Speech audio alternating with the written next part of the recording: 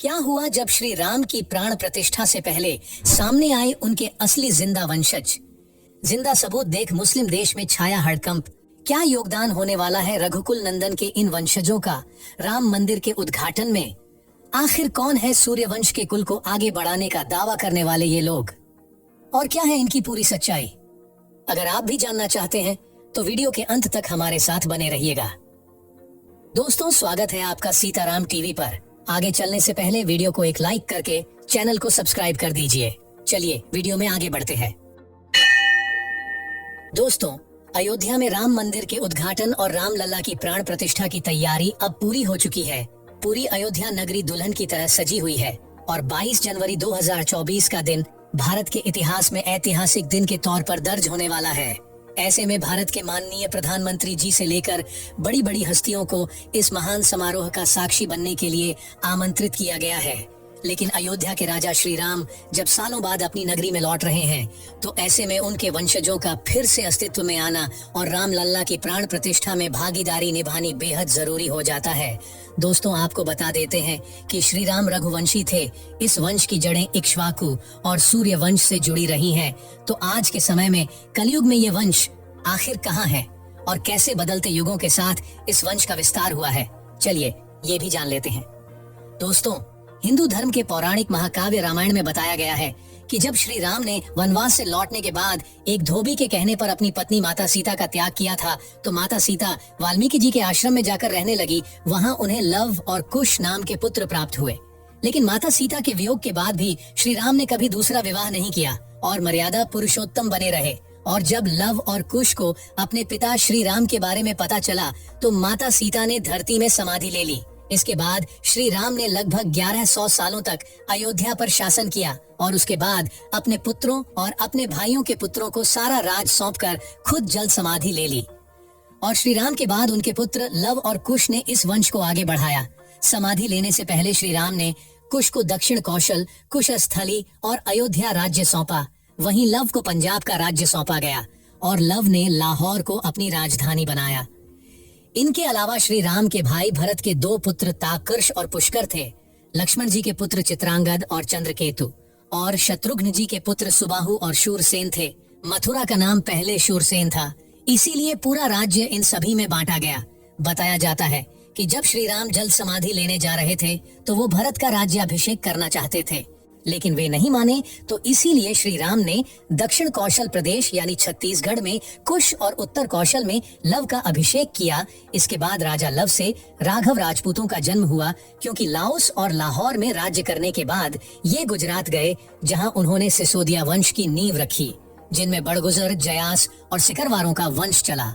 इनके अलावा सिसोदिया राजपूतों के वंश में बैचला और गहलोत भी लव के वंश के भावी राजा हुए। हालांकि इस समय लव के वंशज कहाँ हैं, इनके बारे में कोई भी खबर नहीं है। लेकिन राजा कुश के वंशज आज भी श्री राम के जिंदा वंशजों के रूप में इस धरती पर मौजूद है। इतिहास बताता है कि कुश से कुशवाह राजपूतों का वंश चला। कुश से अतिथि और अतिथि से निषधन, निषधन से नर, फिर नर से नभ हुए और ये वंशावली आगे बढ़ते बढ़ते महाभारत काल तक पहुंची, जहां कुश की 50वीं पीढ़ी में शल्य हुए, जो महाभारत युद्ध में कौरवों की ओर से लड़े थे। माना जाता है कि जो लोग खुद को शाक्यवंशी कहते हैं, वे भी श्री राम के वंशज हैं। राजा कुश ने अपना राज्य पूर्व की तरफ फैलाया था और आज भी माना जाता है कि थाईलैंड के राजा श्री राम के वंशज ही थे। तभी तो आज भी थाईलैंड में रामायण को पूरा महत्व दिया जाता है और यहाँ के राजा को राम की उपाधि देने का चलन है। तो साबित होता है कि वर्तमान में जो सिसोदिया, कुशवाहा, मौर्य, शाक्य, बैचला और गहलोत को मिलाकर जो राजपूत वंश हैं, वे सभी भगवान प्रभु श्री राम के वंशज हैं। इसके अलावा अगर आप हिंदू पुराण के पन्ने पलटेंगे तो पता चलेगा कि पुराण में लव और कुश के वंशजों के अलावा 30 और सूर्य वंश कुल के राजा पैदा हुए, जिनमें एक गौतम बुद्ध भी है। इसीलिए आज भी बौद्ध धर्म को मानने वाले लोग रामायण को पूरा सम्मान देते हैं और खुद को हिंदू कहते हैं। लेकिन अब सवाल यह उठता है कि क्या वर्तमान समय में भी श्री राम के वंशज मौजूद हैं? और हजारों साल पहले श्री राम के वंशजों के इतिहास का सवाल फिर क्यों उठाया गया? तो आपको बता दें कि 2019 में जब श्री राम मंदिर मामले की सुनवाई हुई, उस दौरान सुप्रीम कोर्ट में श्री राम के वंशजों के बारे में प्रश्न उठाया गया था।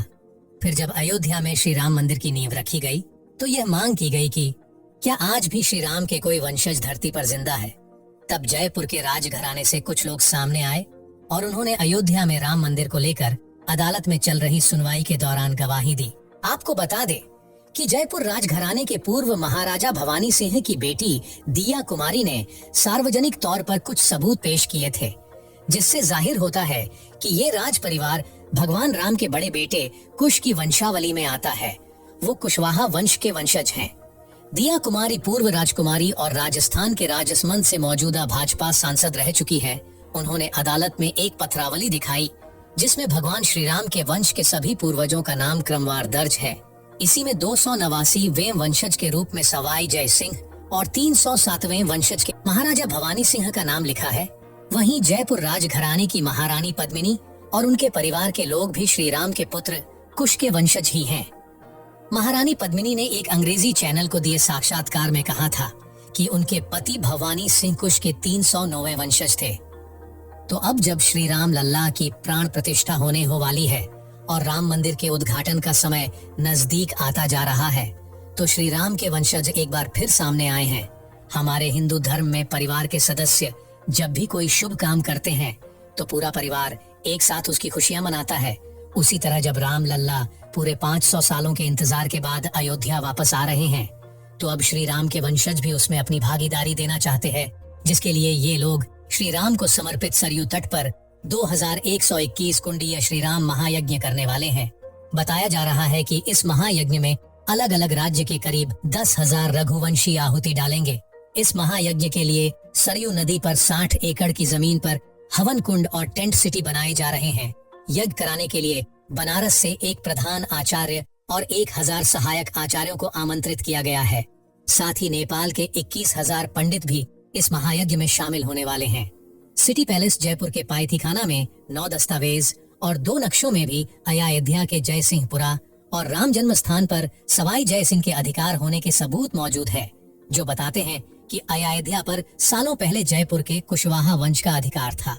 तो दोस्तों, यह साबित हो चुका है कि आज भी श्री राम की वंशावली भारत में मौजूद है और लगातार बढ़ती ही जा रही है। हम सभी श्री राम के वंशज हैं, क्योंकि त्रेता युग से पहले ही हमारा भारत अखंड भारत हुआ करता था और हम सभी उन्हीं की संतानें थी।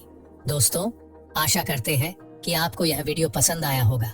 श्री राम के भक्त होने के नाते कमेंट में जय श्री राम जरूर लिखें और सनातन धर्म से जुड़ी ऐसी ही रोचक वीडियो को देखते रहने के लिए